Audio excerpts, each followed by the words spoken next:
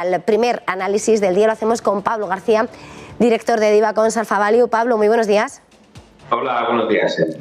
Bueno, volvemos a citarnos después de esa resaca de ese 16 de marzo. Powell salía, confirmaba esa subida de tipos finalmente de 25 puntos básicos pese al presidente de San Luis, anunciaba reducción de balance y Wall Street terminaba en verde, Asia sube. ¿Cómo? ¿Cuáles deben ser las conclusiones y cómo se traduce ese mensaje de Jerome Powell, Pablo? Bueno, antes que nada, antes de hablar de Jerome Powell, hay que decir que hemos vuelto, Eva, a niveles prebélicos. Hoy es lo que llamamos en el titular del diario de mercados de Divacons Alpha Value, porque parece mentira que hemos casi olvidado todo, ¿no? Yo lo comparo con esa película de Men in Black, que te ponen ese cacharrito y te dicen, mira aquí fijamente, te dan al botón y has olvidado absolutamente todo. Niveles de índices bursátiles. El Eurostock está en los niveles de partida del 24 de febrero. Los bonos incluso muy por arriba, las tires, las materias primas, incluso el petróleo. Pero es que también el oro como activos defensivos están a los niveles prebélicos. Por lo tanto, incluso ahora que hablaremos del Banco Central norteamericano, del Banco de Inglaterra que hoy tiene su día y posiblemente en un futuro el Banco Central Europeo. Pero la realidad, Eva, es que parece que hemos olvidado todo, que aquí no ha pasado nada y sin embargo todavía siguen cayendo las bombas en Kiev. Respecto al Banco Central norteamericano, la verdad es que nos quitan el trabajo, tanto a vosotros como a nosotros, porque está tan telegrafiado que Jerome Powell, pues podíamos haber escrito las notas antes de haber escuchado y de haber leído ayer todos los comentarios y todas las referencias a las que hablaba Jerome Powell. Obviamente subió 25 puntos básicos y dejó con un mensaje en tono hawkish que va a subir más los tipos. Como no puede ser de otra forma, ¿no? Con, por supuesto, la inflación, que también en Estados Unidos está siendo fortísima, que se acerca peligrosamente al 8%. Pero bueno, a pesar de que subió el organismo las estimaciones de inflación al 4,3% en 2022, el tono fue muy optimista de Jerome Powell. Y la verdad es que los americanos lo hacen muy bien. Las guerras no las desarrollan en su territorio y eso les hace, con un consumo interior que es 2/3 del PIB, los hace mucho más resilientes, ¿no? Quizá a destacar en el mercado laboral, que ellos comentan que sigue siendo potente, pero que bueno, hay algunos desajustes por escasez de mano de obra o que son más necesarias las subidas de tipos en un futuro y que estarán preparados a que si las cosas se ponen más complicadas desde el punto de vista de la inflación, seguirán dando tralla, que van a reducir el balance, que el objetivo a largo plazo del 2% de la inflación, pues que bueno, se mantiene, pero los precios están sustancialmente por arriba.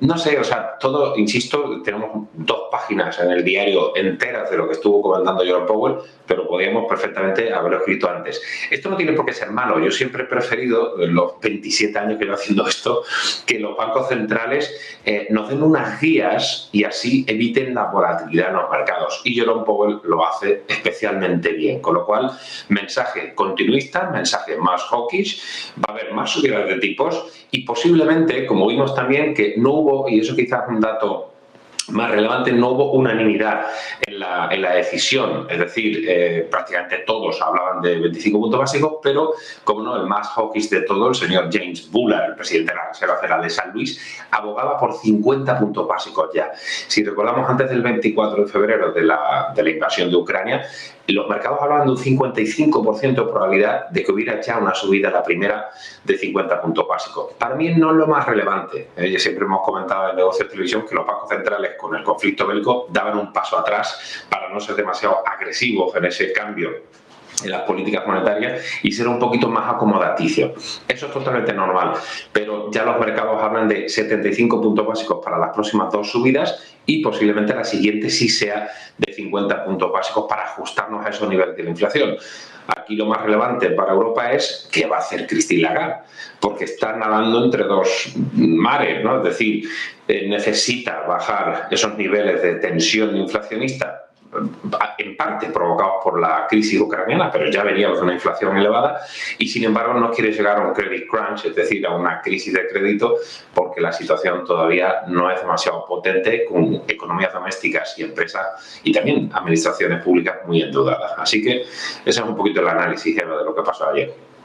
En ese análisis también y trasladándolo a cuál puedan ser los efectos también, distintos análisis apuntan a cómo prima esa preocupación por la inflación, pese al efecto que pueda tener para la economía americana, hablando de posible recesión, hablando, por lo tanto, de cómo pueda contagiar al resto de mercados. ¿Cuál es el escenario que contemplas? Bueno, recesión en Estados Unidos no. De hecho, las previsiones de la Reserva Federal yo creo que son bastante alentadoras. Es decir, el crecimiento está siendo, yo diría que bastante potente, incluso con un desempleo que cifran para 2022 en un 3,5%, que es la tasa natural de desempleo. Es decir, hay un desempleo friccional. O sea que en Estados Unidos no debe haber en absoluto atisbos de esta inflación ni de recesión.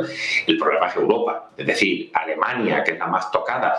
Hay que hacer un paréntesis, porque Italia y sobre todo Francia está dando unos datos, creo que eran 3,6, 3,8% de inflación, bastante moderada, gracias a que está más protegido por esa energía nuclear, etcétera, ¿no?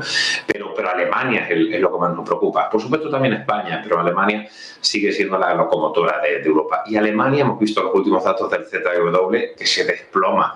En todos los aspectos, la confianza empresarial cae en picado, ¿no? Entonces, quizá para Europa lo más significativo es los problemas, por supuesto, energéticos y los problemas de crecimiento de Alemania, y ese es el problema para Christine Lagarde, subir los tipos porque la inflación te lo está pidiendo, pero por otro lado puedes, digamos, drenar ese crecimiento que no es tan fuerte como se podía prever para estos momentos de 2022, con revisiones a la baja de estimaciones, porque la macro está, digamos, cada vez más débil, pero la micro también. Las estimaciones de crecimiento de beneficios para 2022, después de un año 2021 excepcional, que escribíamos en el diario Mercado el otro día una nota muy interesante de lo potente que han sido los resultados del 2021, con una base muy fácil de superar del 2020, pero es que el 2022 va a ser un año de revisiones a la baja, claramente, de estimaciones de ventas y de beneficios.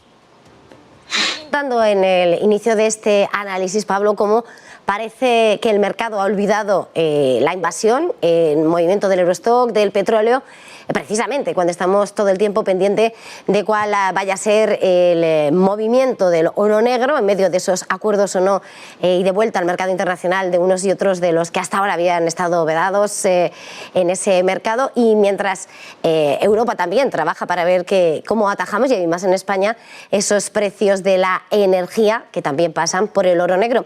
No sé cuál es el dibujo, por tanto para el petróleo como para el mercado energético, cuál puede ser el escenario, por tanto, ahora que parece que estamos con amnesia total.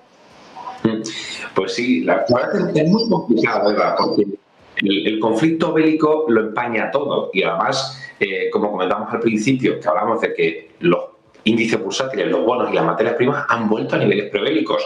E insisto, es verdad que hay ciertos atisbos de unas negociaciones en la cuarta ronda entre el equipo de Zelensky y de Putin, pero todavía esto no está en absoluto acabado.